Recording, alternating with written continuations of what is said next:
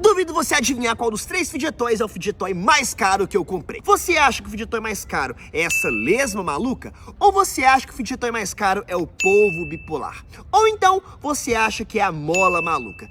Hein? Vamos então revelar então qual o Fidget Toy mais caro em 3, 2, 1 e calma. Antes de eu revelar qual o Fidget Toy mais caro, eu queria fazer um combinado com vocês. Se você acertar qual o Fidget Toy mais caro, você vai se inscrever no canal pra eu saber que você realmente acertou. Se você errar, deixa aqui nos comentários pra eu saber também qual foi o seu palpite. Agora, vamos lá. A lesma, a gente pagou R$59. A mola maluca, a gente pagou R$29. E o nosso polvo bipolar, nós pagamos R$69. Ele foi o nosso Fidget Toy mais caro, até mesmo porque ele não é só bipolar, ele é muito bravo também. Se você acertou, se inscreve no canal e deixa o seu like.